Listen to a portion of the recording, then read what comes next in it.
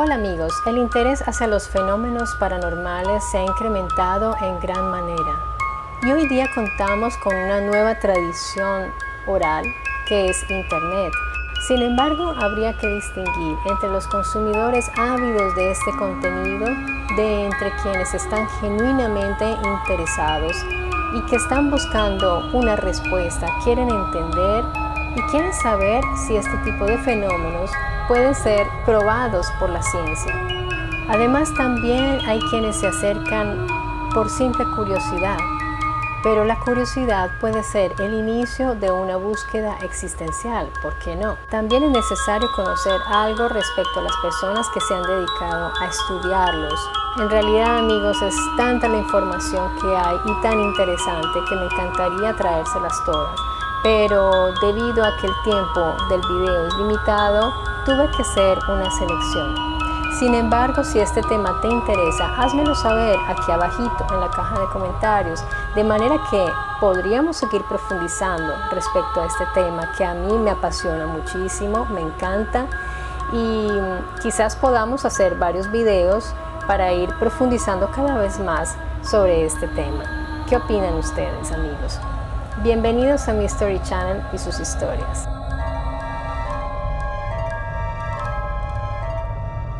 Muchas cosas existen a pesar de nuestra incapacidad de probar su existencia. Que creamos o no, es un factor que no altera el producto. Y tal como los astrónomos saben que hay agujeros negros o partículas que conforman la materia negra, todo esto por observación. Asimismo, quienes se han dedicado a buscar evidencia de fenómenos paranormales han comprobado su existencia por observaciones, de las cuales han dejado numerosos tratados y documentos, como en el interesante caso del físico y parapsicólogo Hippolyte Baraduc. Él usó la fotografía como práctica científica para capturar la fuerza invisible de la mente y el alma. Esta práctica es aún hoy usada por la neurociencia. Baraduc decía que la fuerza vital humana es un fluido invisible que podría hacerse visible a través de una impresión sobre una placa fotográfica. El investigador llegó a plasmar en imágenes lo que serían fluidos vitales que emanan del cuerpo y que se mantienen en movimiento. Desafortunadamente, Baraduc tuvo que presenciar la muerte de su hijo de 19 años. Le realizó una fotografía al féretro y en esta queda evidenciada una nebulosa emanando alrededor del ataúd. Luego la trágica muerte de su esposa, a la cual también fotografió 20 minutos antes de morir, y en la foto se evidencia el fluido vital, abandonando el cuerpo como una nube blanca. Lo que las hermanas Fox iniciaron a mitad del siglo XIX, conocido por ser un método de comunicación con los espíritus, Baraduc lo llevó aún más lejos. Las hermanas Fox en realidad eran 7, pero las que presenciaron los fenómenos como tal fueron solamente 2. Después una más se unió a toda la situación.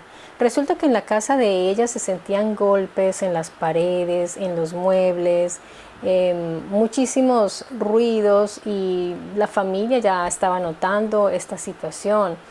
Así que pues ya se comenzaba a correr la voz de que estos fenómenos se estaban dando en esa casa. Y los niños, porque en ese tiempo las 2 hermanas, una tenía 10, la otra 12, pues son muy impresionables y obviamente estaban muy asustadas estas niñas. O sea, no es una cosa fácil vivir con estos fenómenos, se los digo por experiencia propia. Entonces ellas efectivamente les pidieron a sus padres una noche que las dejaran dormir con ellos. Resulta que ellas van a dormir con sus padres y ya dentro de la habitación de los padres se sienten más seguras. ¿Qué hacen ellas? Inician una especie de juego, por llamarlo así. Lo que ellas hacen es decirle al espíritu: ¿quieres comunicarte? Ok, entonces yo golpeo aquí y tú golpeas igual. Efectivamente se oían los golpes que se daban de parte de esta entidad. La otra decía: no, imita lo que yo hago. Chasqueaban los dedos y se escuchaban chasquidos de dedos. de tal manera que ellas se dieron cuenta que estaban interactuando con un ser inteligente, que no se trataba de sonidos de la casa porque era vieja o algo así, aunque ellas ya lo percibían desde antes, ¿no? Lo estaban comprobando. ¿Qué pasó después?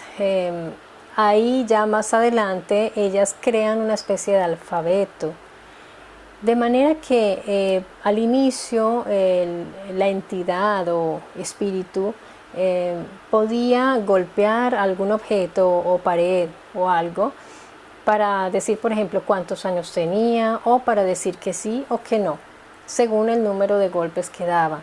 Ellas ya después van creando un alfabeto un poco más sofisticado y ya se establece desde ese momento lo que es la comunicación como tal con los espíritus, ya con un método establecido como tal.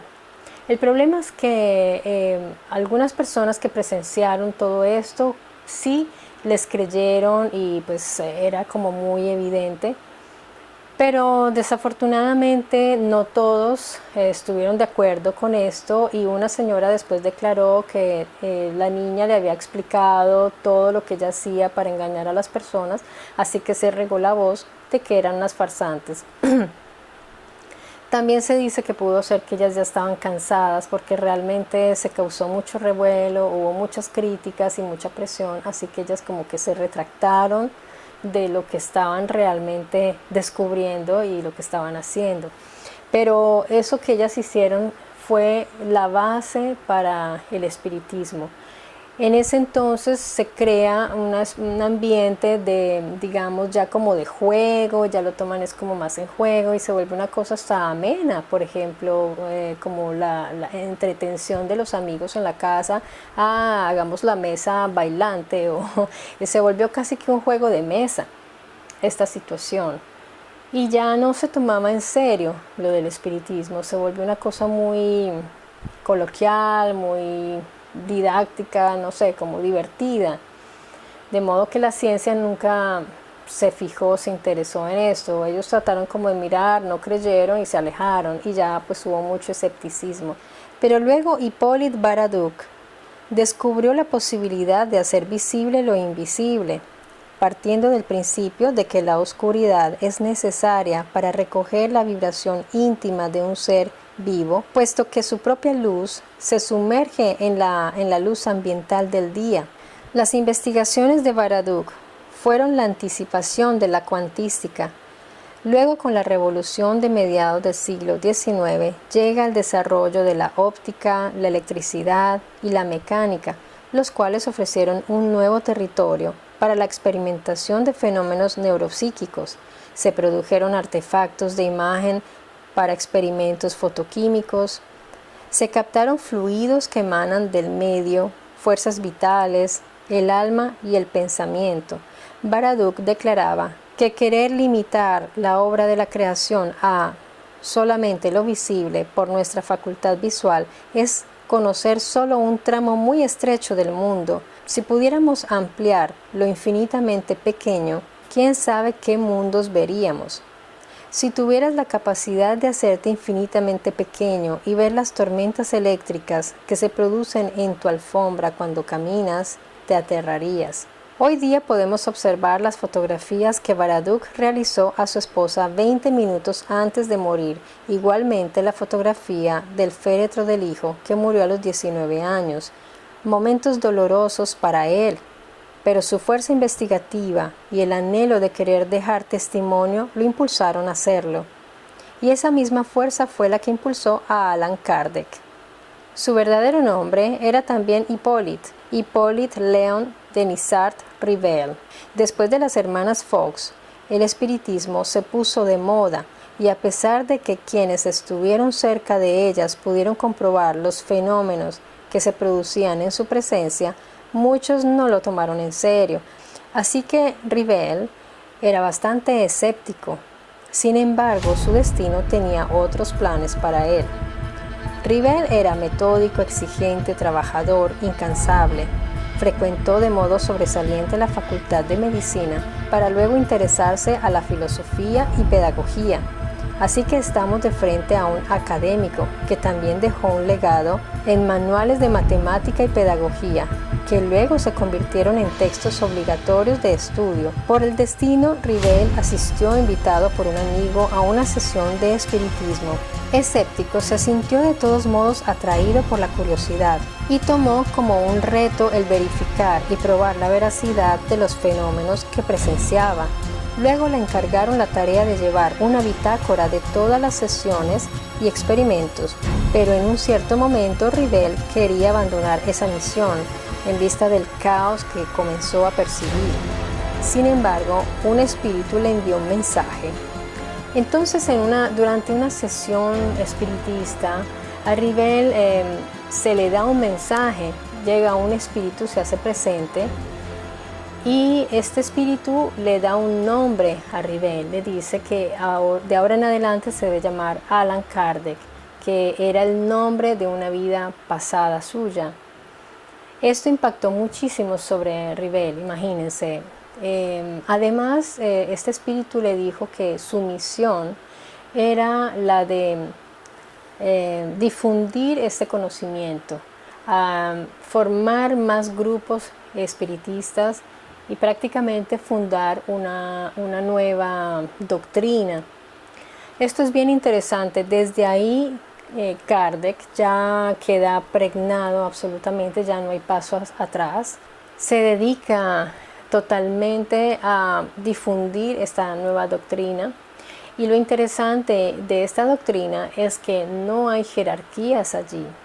No es igual a, digamos, a una iglesia, a una secta. Ellos no tienen jerarquías, no tienen ministros, no hay gente que ministre, líderes, cosas así. Obviamente los que más tienen experiencia y conocimiento son guías, pero esto me parece tan bonito que todos tienen como el mismo nivel y se ayudan entre ellos muchísimo. O sea, no hay uno más importante que el otro. Entonces este cuento de las jerarquías y el ministerio no existe allí, y tampoco se realizan cultos. Yo les digo esto con mucha seguridad porque yo aquí en Italia he asistido, tuve el privilegio, porque fue un privilegio que me hayan aceptado en ese grupo. Me acuerdo, fue muy bonito. No digo el nombre por respeto a ellos, no quiero aquí decir el nombre, pero fue interesantísimo, fue en Milano, y me acuerdo que no es que tú llegas ahí, timbras y te hacen entrar. Tú debes ser invitado por una persona que te introduce a las personas que se reúnen. Las personas que se reúnen ahí, todos tienen facultades. Ahora, entre comillas, porque en realidad, y ellos mismos lo dicen, todos tenemos facultades de percepción. Lo que pasa es que no nos preocupamos por desarrollarlas o por entrenarlas, porque es como un músculo. Si tú no lo entrenas, pues no se desarrolla, es así. Entonces todos tenemos potencialmente estas capacidades, y efectivamente me di cuenta que todos los asistentes que estaban allí, algunos ejercían, digamos, el rol de medium, otras personas recibían mensajes, realizaban escritura automática. Se siente una energía fuertísima allí, y me pasó algo curioso que a ellos no se los comenté nunca, porque no quería parecer como una exaltada y una pues que quiera hacer como show. Pero ahora me está llegando a la mente un recuerdo. Yo me acuerdo que era un saloncito pequeñito y no eran muchas personas. Me acuerdo que en algunas ocasiones las luces se apagaban y se prendían. Y recuerdo que antes de iniciar la sesión, porque allí que sucedía en esas sesiones, se recibían espíritus que llegaban. Ellos, yo después pregunté cómo los invocaban, cómo llegaban, y decían, no, ellos ya saben, ellos llegan, ellos sienten, es como si tú vas por una calle y ves las luces prendidas de una casa, tú sabes que están despiertos. Es lo mismo, me decían, ellos te encuentran, ¿no? Donde estamos todos reunidos, con mayor razón. Yo estaba ahí sentada y ellos pues se conocían entre todos, yo era la nueva, entonces pues estaba ahí como calladita sentada. Y detrás de mí yo escuché a alguien como hablando pero bajito. Y me volteé hacia mirar y no había nadie. Entonces me pareció curioso porque tú sabes bien de dónde vienen las voces. Nosotros tenemos nosotros digamos perimetralmente sabemos de dónde, si la voz viene de arriba, de abajo, de atrás. Es una propiedad física nuestra, saber de dónde vienen los sonidos, ¿no? Además tú mides los volúmenes de los otros que están hablando, en fin, tú sabes que viene de atrás. Y ahí no había nadie. Esto es un pequeño paréntesis, perdónenme, no me quiero desviar ni nada, pero lo cuento porque tiene mucho que ver con esto. Y pues yo, como les digo, me alcancé a reunir varias veces allí y todos eran muy activos en términos psíquicos, o sea, todos tenían alguna capacidad y fue muy impactante ver la mediunidad porque la pude presenciar y pues sí, es bastante impactante. Bueno amigos, y paradójicamente, en la medida en que más ha avanzado la ciencia, es más difícil identificar cuáles son las pruebas auténticas. ¿Por qué? Porque ahora contamos con muchos aparatos, muchos dispositivos digitales, ya no son estos análogos que estaba la cinta y todo, ¿no? Que era una cosa más artesanal. Ahora todo es digital, virtual, entonces la imagen vuela y es difícil tener un control para identificar cuáles son las imágenes auténticas. Yo voy a hacer un estudio para ver cuáles son los métodos de identificación, porque me parece interesantísimo y pues si quieren, si no quieren, pues no. Pero si quieren, les traigo esa información al canal y podemos discutirlo, porque es interesante saber cómo hacen ellos para saber cuáles son las auténticas y cuáles no. Yo he hecho mi propia prueba de juicio. Me gusta ponerme un poco a prueba, sentarme y percibir un poco con todos mis sentidos, incluyendo el sexto sentido, cuáles podrían ser auténticas y cuáles no. Es un poco un juego que yo hago y después voy a ver la información y bueno, acierto respecto a las que sí son auténticas, porque efectivamente la que me parece auténtica después dicen estas fueron puestas a prueba por digamos un jurado de científicos o especialistas y han dicho que sí son auténticas. Resulta que sí, ahora pululan muchos videos, ustedes ya habrán visto TikTok, YouTube y en todas las plataformas habidas y por haber, vemos una cantidad de videos de personas que cuentan sus experiencias y además han creado grupos que van a casas abandonadas a gritar, a retar, a provocar a los espíritus, porque he visto que son muy retadores. Muchos no llegan con respeto, llegan es gritando, bueno, a ver qué, pues a ver, o sea, como a ver si es tan machito, ¿no? Y después apenas el espíritu se manifiesta, si es que es verdad, ya yo tengo mis serias dudas, salen corriendo todos como locos en una confusión tremenda.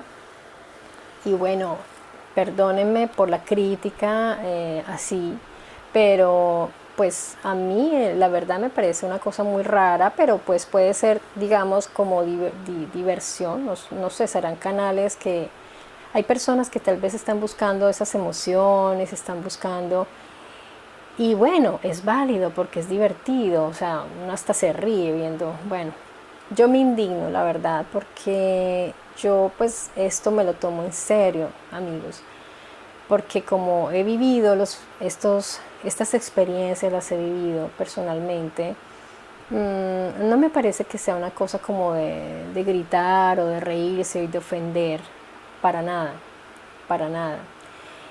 Pienso que es importante, si uno quiere tener contacto con desencarnados o seres espirituales o entidades, tiene que saber a qué se está encarando, porque también se ha visto que, primero que todo, ni siquiera sabemos toda la cantidad de seres que pueden existir al otro lado. O sea, nosotros conocemos poquísimo de lo que es el más allá, porque nosotros nos hemos desconectado totalmente con nuestro propio ser.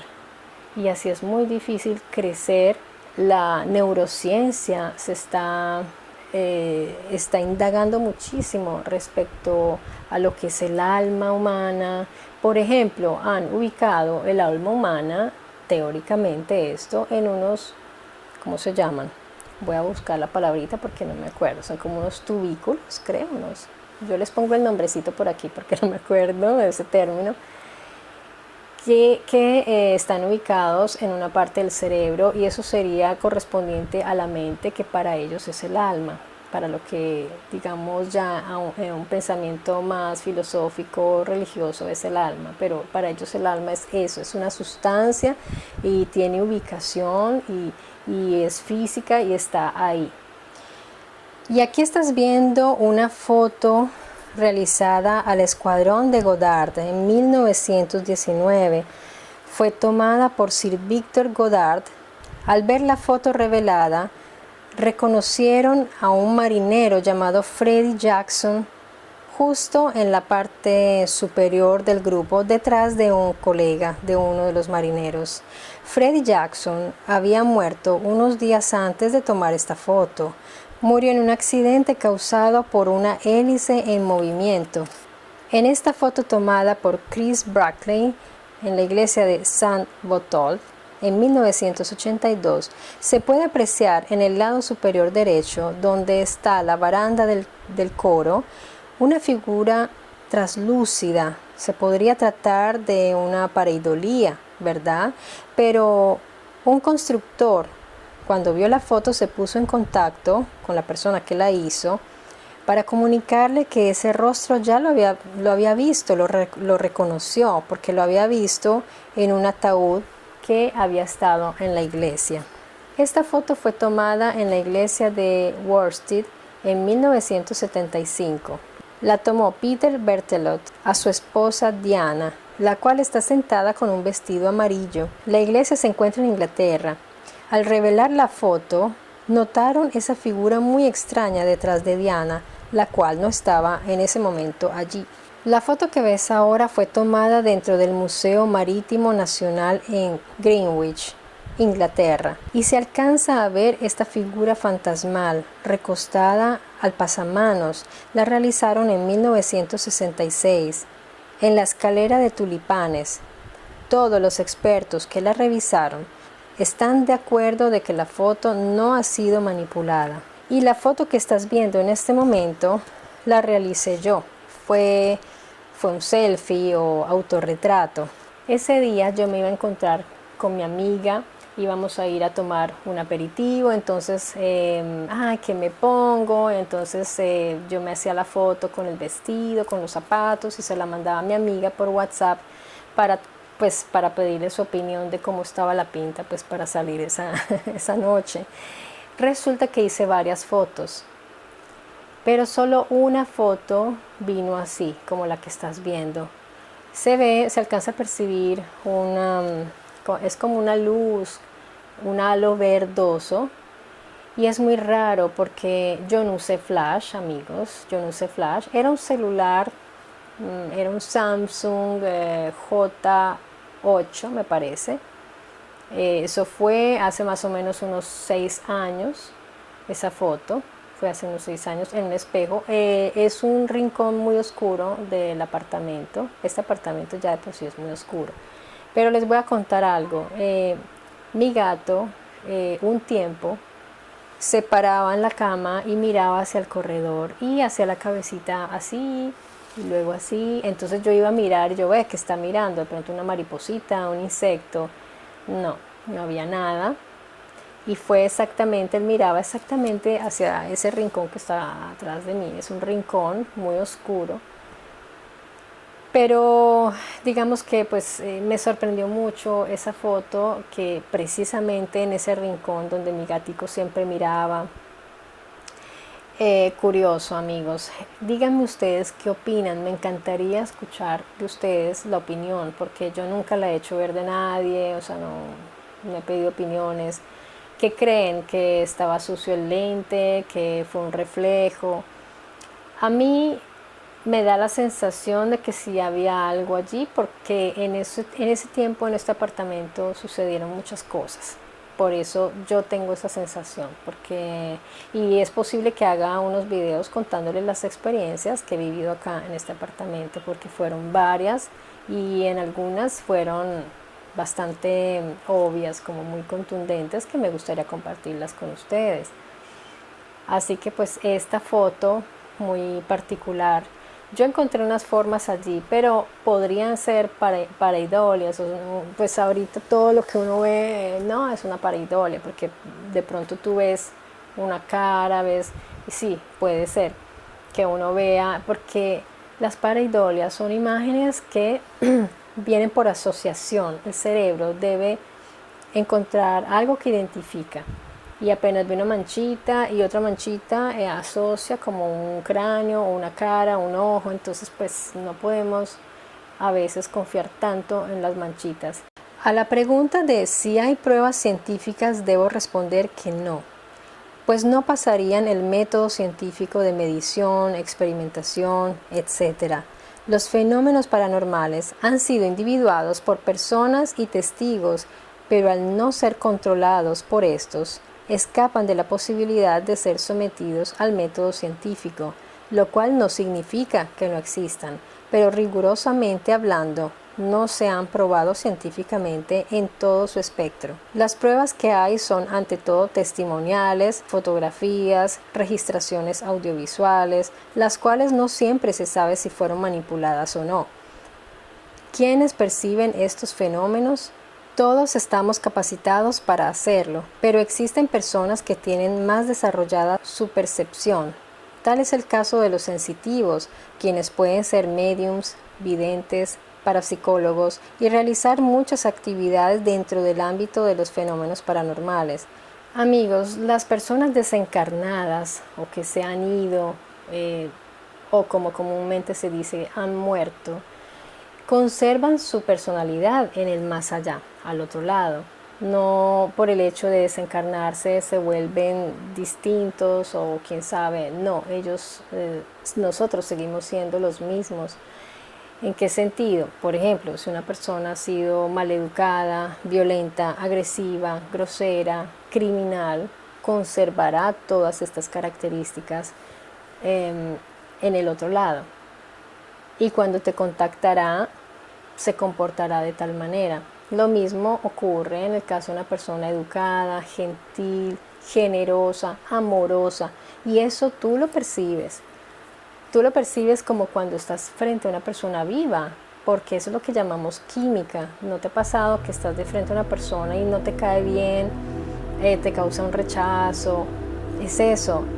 Cuando nosotros nos acercamos a las personas, no tenemos que tocarnos para sentirla, porque nosotros tenemos, esto ya es otro, digamos, un tema que pues, pero solo para explicarte así a grandes rasgos, nosotros no tenemos solo este cuerpo, también tenemos un campo más lejano de nosotros, que son los cuerpos sutiles y nuestros cuerpos energéticos, con los cuales cuando tenemos una cierta distancia con una persona, la percibimos.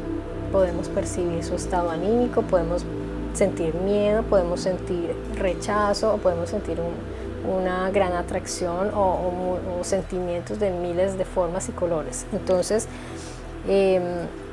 eso es bien interesante, amigos, y cuando nosotros desencarnamos, pues quedamos con esos cuerpos. De todas formas, amigos, el tener desarrollada el ser sensitivos es algo que no es algo banal. Las personas que tengan esa sensibilidad, pues por llamarlo así, esa apertura de percepción, no se deben asustar, porque porque tienen eso de manera, es algo natural, no es una cosa de asustarse. Obviamente que ver cosas que los otros no ven, eso te puede causar un estrés, pero tú tienes dos caminos: o lo bloqueas y vas a estar siempre como luchando con eso y vas a estar angustiándote, o lo aceptas y tratas de entenderlo y, ¿por qué no?, desarrollarlo. ¿Por qué? Porque puedes dar una gran ayuda. Por ejemplo, hay sensitivos que trabajan con la policía. Digamos que este es el ejemplo más sobresaliente de cómo se puede colaborar, porque estas personas ayudan a encontrar personas desaparecidas y a resolver casos criminales. Me parece fantástico, pero no todos hacen eso. Hay otros que ayudan a personas a entender si tienen una enfermedad, hay otros que pueden sanar con las manos. Se desarrollan capacidades distintas y cada uno de nosotros dentro de sí debe tenerla, pero debe averiguar cuál es la suya y seguramente es la más cercana a su temperamento, a su esencia, a su modo de ser. De pronto otros tienen la habilidad de saber el futuro, en fin, pero todo ese tipo de habilidades hay que saberlas manejar y tampoco hay que obsesionarse con eso de ninguna manera. Por ejemplo, en mi caso yo he recibido mensajes por sueños, cosa que me parece muy considerada y muy bonita de parte de quienes me lo han hecho llegar, porque no se me han aparecido así.